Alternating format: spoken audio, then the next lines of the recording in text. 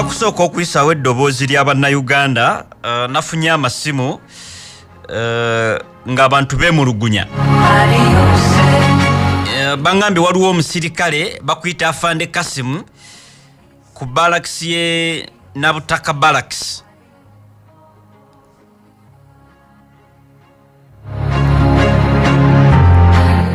Omusirikale ono bangambye okwata abantu n'obatiisatiisa nti okolera Afande Mbadi. Nange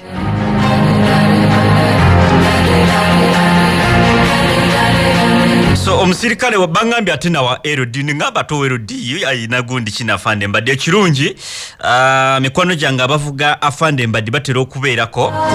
So kati omusirikale ono agamba mbu oba akolera Afande Mbadi okwata aba boda boda bubi nnyo otulugunya abantu.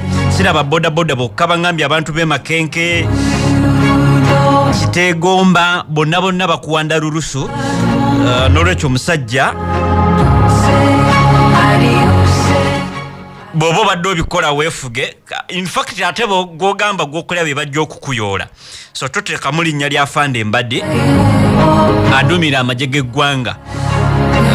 Tomuteeka mu gundizo ezo. Afande Kasimu bangambye musajja mukonjo naye wa ttabu nnyo nnyo nnyo nnyo nnyo nnyo nnyo nnyo nnyo. So omusirikale wamwe gwe bayita Kasimu abantu bamwemulugunyaako. Nze ogwange ngukoze era bajja kunoonyereza Afande Kasimu bw'oba oli mu bizinensi y'okutulugunya abantu n'obutakwasa amateeka nga bw'olina gakwasiza eyakwalula esiridde. Nze nkugambye awo tuvuddewo state of the nation tulina bannaffe abazaakaala. Amasimu ge nasinze okufuna olunaku lwajjo ne message ng'abantu basaba mbazzeeyo ku gundi. Ku magazini eyayogera ku Minister avunaanyizibwa ku butebenkevu bw'eggwanga lino, Minister wa Security, of course n'abakungu abalala bangi ddala mbu ku by'obugagga byabwe ebiteeberezebwa okuba nga babikuumira emitala w'amayanja. Era ze sitole zengenda okukomyawo ku makya g'olunaku olwaleero. Nasooka n'enkuwa lisiti ey'abantu bano. Of course abamu n'enkugamba nti bwe kiba nga kituufu oba bwe kiba nga baziina ssente nti si basajja baavu.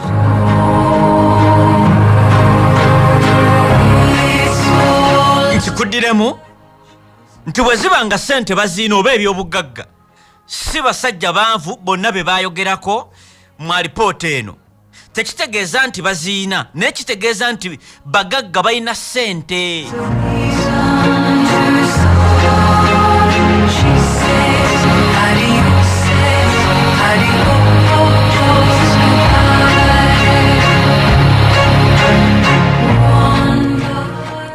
Katuwuliriza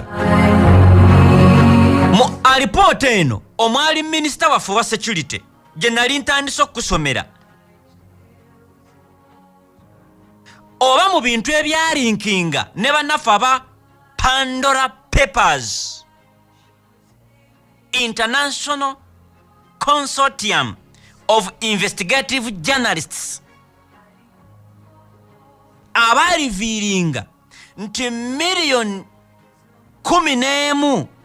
11.9 millions records okuva mu farms ez'enjawulo 14 nga zino zigambibwa nti ze ziraninga ebyobugagga be bayita ba powerful individuals across the world. Mwe bakwese ebyobugagga byabwe.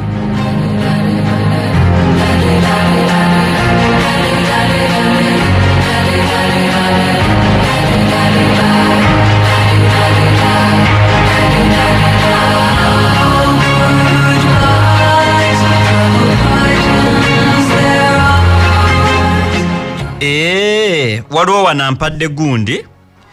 Waliwo wanampadde gundi nagamba Afande Wilson Mbadi naye musajja mukonjo ndowooza ekyo kye kisigula owa LDU. Jijja no kumuwunyira bw'aba bye bamulumiriza abikola. okumanya nti ekitongole kyeyayingiramu kyekimu ku bitongole ebisinga okubeera n'empisa be basinga okutendeka empisa era singa ava ku mulamwa ekiyinza okumutuukako ajja kwejjusa. So tokozesa uniform eya LDU, tokozesa mundu, tokozesa kitongole,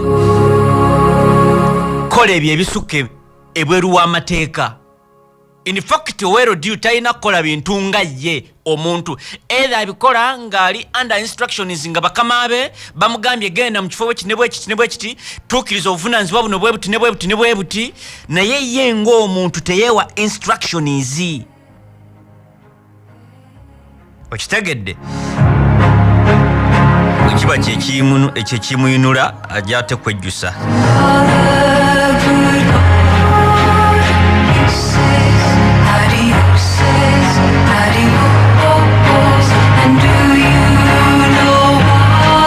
Awo tuvuddewo mbadde njagala kuyisawo message eyo then tulyoke tuddeyo kwa alipoota.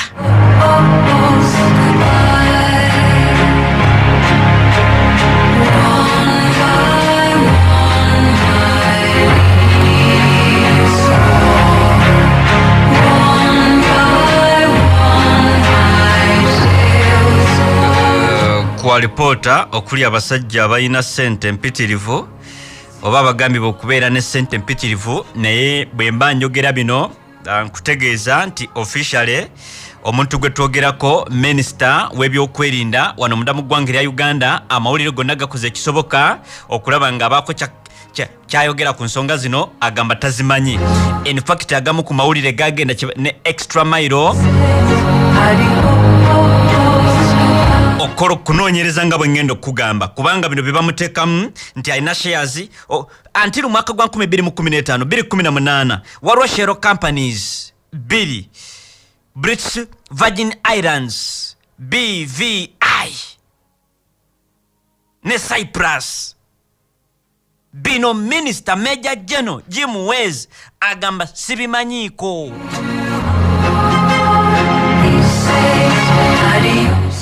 Uliriza politicians oba olupapula luno lujjayo politicians ne ba billionaires and be bayita ba global elite abayina ssente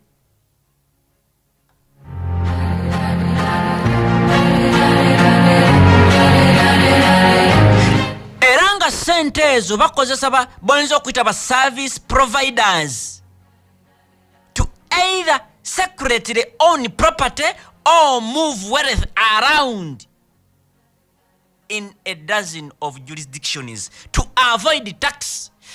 Abamu babikola okwaavoidinga taxi, abamu babikola kubanga sente ze baba bateekayo oba ze baba bayina baba bazifunye mu ngeri ey'ekiwunjukira. Olupapula baluyita Pandora Papers oba paper.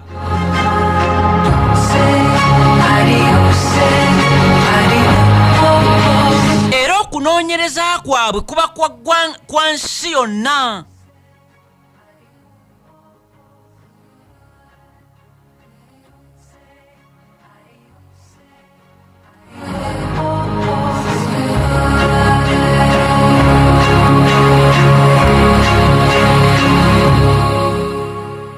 Bagamba nti balina certificate General Major General Jim Wales gye yeegaana eraga nti alina shares mu kampuni ez'enjawulo.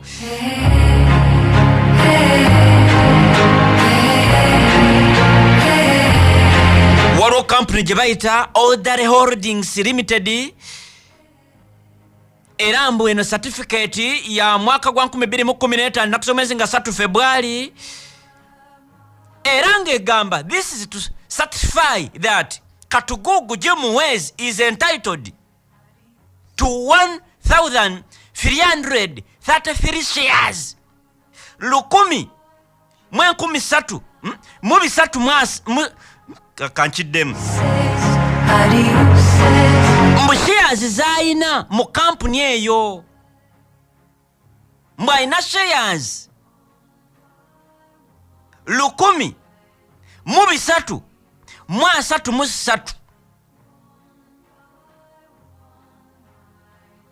1,333 shares 1,333 shares mu kampuni eyo.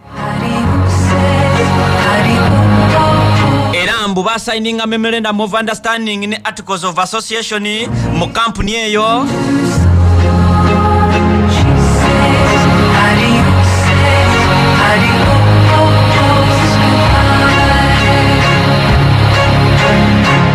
Era nga abamu ku directors abalala kuliko Mr. Aaron Lee Ran, kuliko Mr. Peridi n'abalala abamanyikiddwako who much less known as individuals and relationship with Major General Jim Muhwezi, if any. Wuliriza documents era ziraga bano ze bafunyeko mbu zinokolayo omusajja gwe bayita Edgardo n'omusajja gwe bayita Fernando. Bano batuuze munda mu ggwanga lya Panama.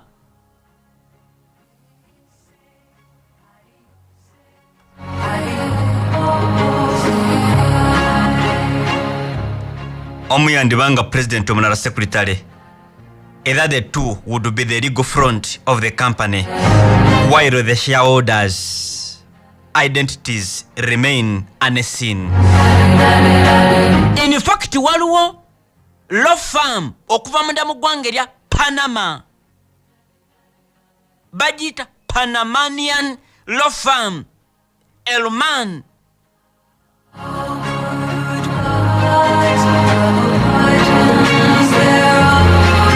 Cordero, Garindo and Ri. Bano benjogera documents zonna oba lofaamu eno yeeyina mbu ku biwandiiko byonna byonna ebya lofaamu eno okusinziira ku website. The law firm established mwaka gwa 1985 bajogerako nga one of the top kugamba one of the kale emu ku law firms munda mu ggwanga lino nga zirina obumanyirivu in banking n'ebintu ebirala, simanyi public bid C, simanyi capital market C, bikibi bano bazibu nnyo. Era balina networks throughout Europe, Asia ne mu bitundu ebirala byonna byonna. Kakati bino byonna babirumiriza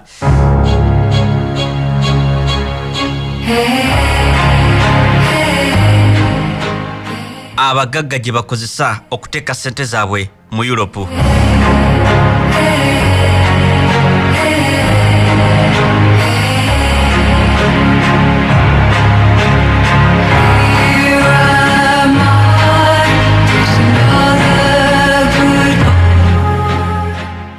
Kati wuliriza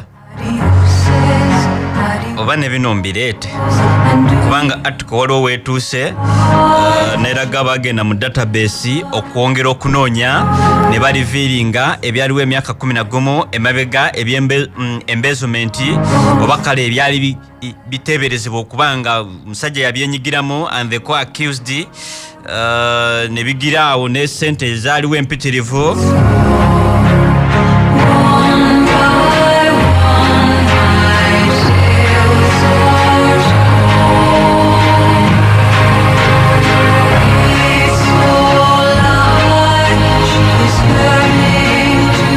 In fact, n'abakozi obuvunaanyizibwa okunoonyereza ku bannyini faamu zino n'abatereka ssente zino paka n'olunaku olwaleero tewaliiwo kye baafunye.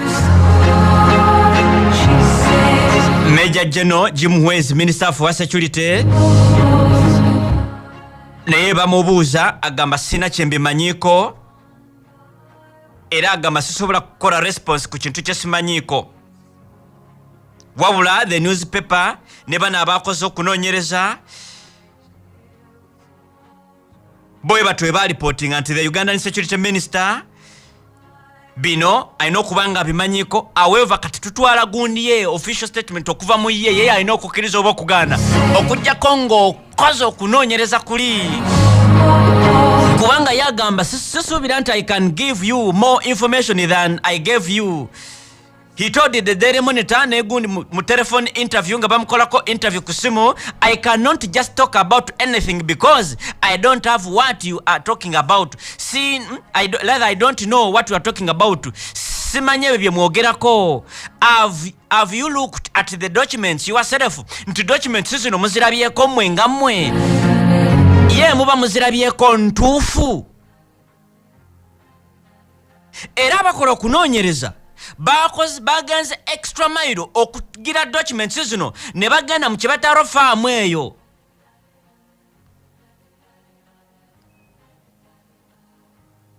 Paka n'olunaku olwaleero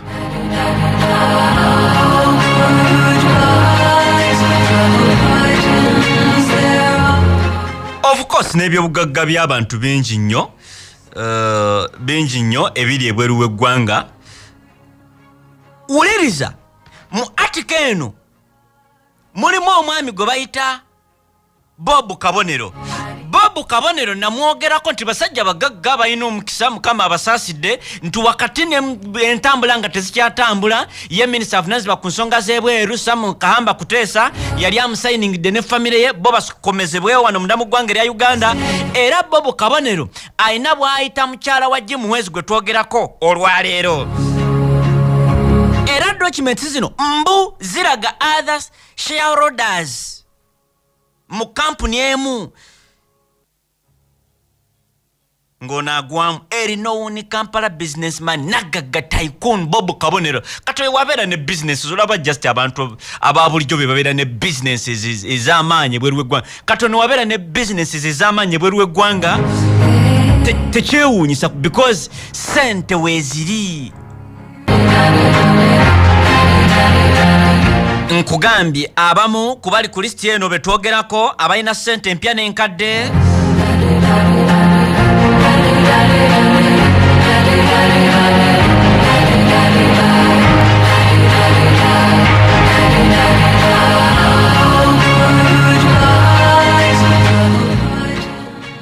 kuliko abantu abamanyiddwa.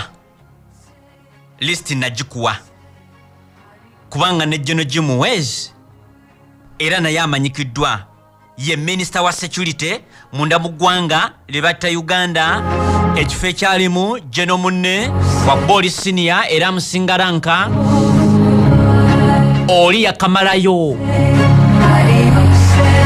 Eli Tumwine eyalajana nga bamuggyeko ekifo ng'awaayo office n'agamba munnange mumanyi nze ekigendererwa kyange si bifo era nze mwabaagala ebifo mbasaasidde twagala tusabe mwami Yoweri Kaguta Museveni omanye aluddewo mu bukulembeze.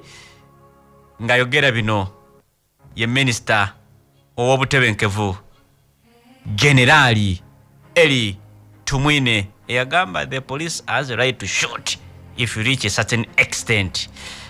After these positions that people clamor for, and perhaps that's why he would rather take care of his political interests of balancing here and there.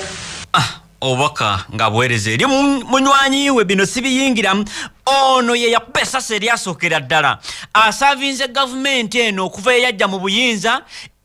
Even before yamanya President Yoweri Kaguta Museveni nga fete tunamumanya kubanga ebyafaayo fe abasoma ebyafaayo bitulaga nti mwami Yoweri Kaguta Museveni Buhabura yaliko omusomesa ng'asomesa ba Eli Tumwine.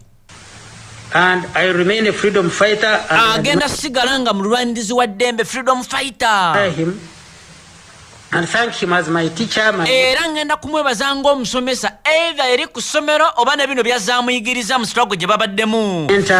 My leader and my hero. Era ng'omuzira we na buli kimu President Yoweri Kaguta Museveni gwalifaringako yakamala mu byobufuzi emyaka 66. Nkikuddiremu nti omusajja mmwe gwe mwagala okujjako yakamala mu byobufuzi emyaka 66. 66 emyaka 66 66 years ng'ali mu politics ng'ali mu byabukulembeze. oyo mwami golaba era simuuliranga kombo agenze ku liivu, simuuliranga kombo simanyi agenze kumukyusa musaayi, simuuliranga kombo ate abadde wano gundi ne zimukuba ensimbu oba ki nga we tukiraba munda mu ggwanga erya oba kale mawanga amalala, kubanga waliwo president w'eggwanga erya Nigeria kyenkana every after 6 myezi agenda ewe rusimi bamukyusiza musaayi simanyi ali bubi mwami Yoweri Kaguta Museveni bwahabulwa obulwadde bwe nali ntegeddeko mukono ate baŋŋamba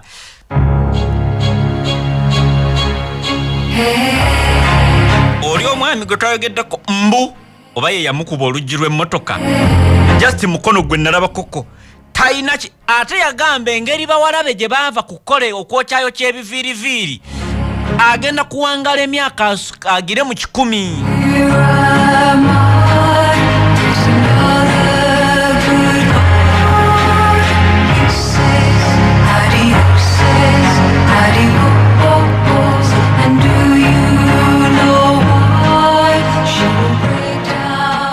Katuwuliriza bwe nkugamba nti abasajja ripooti eno gye nkuwa kuliko amakampuni mangi agateeberezebwa mbu era Major General Jim Muhwezi also mbu owned Sukari Roma Investment Holdings Limited created in Cyprus mwaka gwa 2013 through gundi zezimu bebaita ba offshore providers ba service providers. Erambu the company provided financial services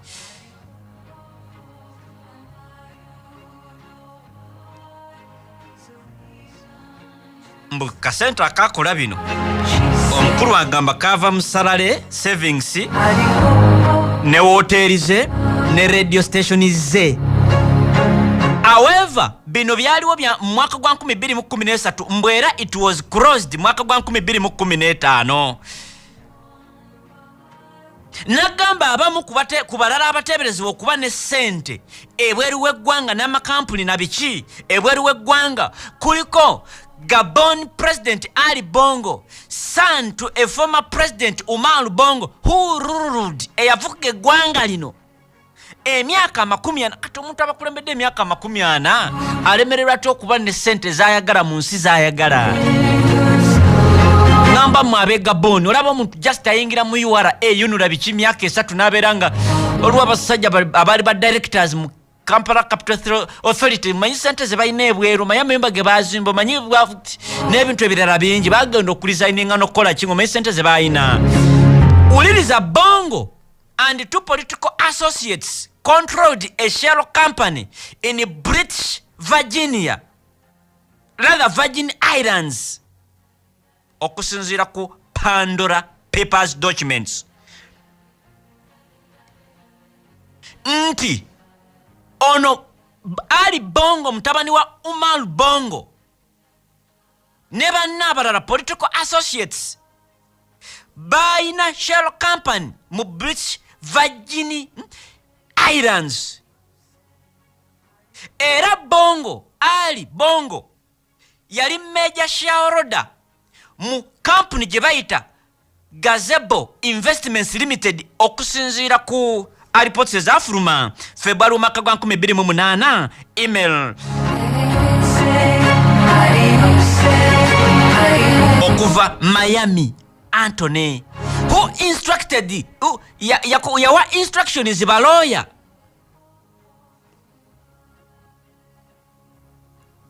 at Trident Trust to incorporate the company.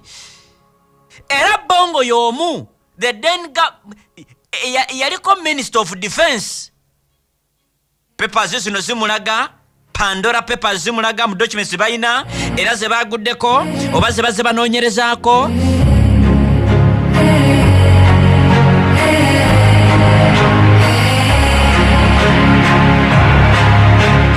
Mbu bashareholders abalala kwaliko omusajja gwe beta Jean Pierre Oyimba.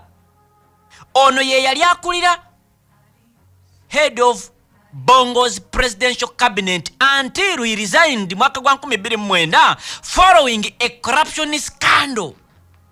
Ono yagenda okulisigninga nga byanguzi bye muletedde okulizayininga. Temujjukira omusajja gwe ne batuusaako wa eyali bodyguard wa Peter Mutharika eyalina ssente empitirivu bodyguard ku myaka just yali ayingira 4 nga ssente z'alina singa yazikola mazima n'obwenkanya yali alina okukolera emyaka egisoba mu 2 okusinziira ku musaala gwe. Twogera ku Afrika era tekikwewuunyisa. Omusajja oyo gwe nkugambye yaresigninga Jean Pierre Oyimba yaliko kibaita presidential Bongo's presidential cabinet obanga yakulira presidential cabinet paka mwaka gwa 2019 ye yaresigninga lwa corruption scandals. Kitegeeza buli yali muno yali abaddeko mu corruption scandals nga noli gwensose mwali mujjukiraga scandal tekitegeeza nti yasingisibwako angambye corruption scandals.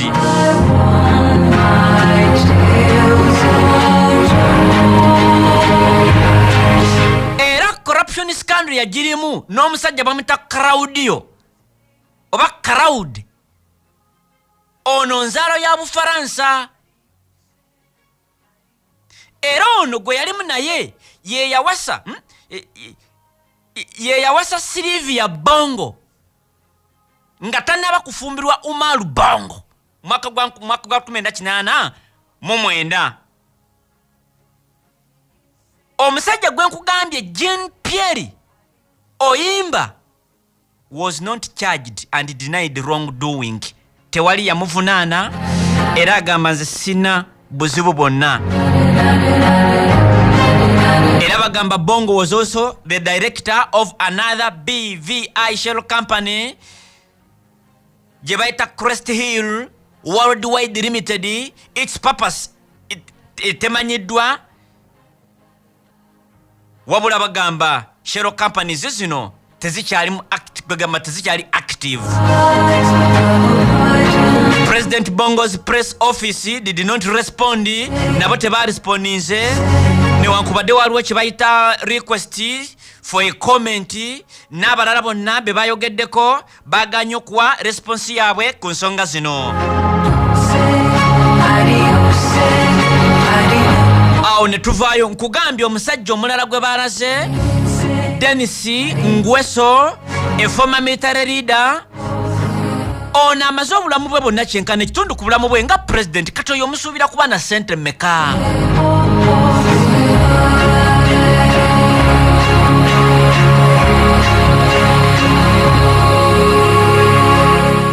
Ono ne members of his family have been investigated mu Bufaransa, United States of America on kumisanga ejenjawulo, human abuses, corruption, including embezzlement of millions of dollars from mu ggwanga lirisinga okubanga ligagga nnyo mu oil. Paka n'olunaku the family denies the allegations. Bagamba Ngweso owned a company that controlled yayina company nga controlling Diamond. Mujjukira n'omukyala yali asinga obugagga oba mu nsi yonna muwala wa Da Santos yali president w'egundi Angola. Yayina amakampuni ga oil biki byonna byonna nga gage.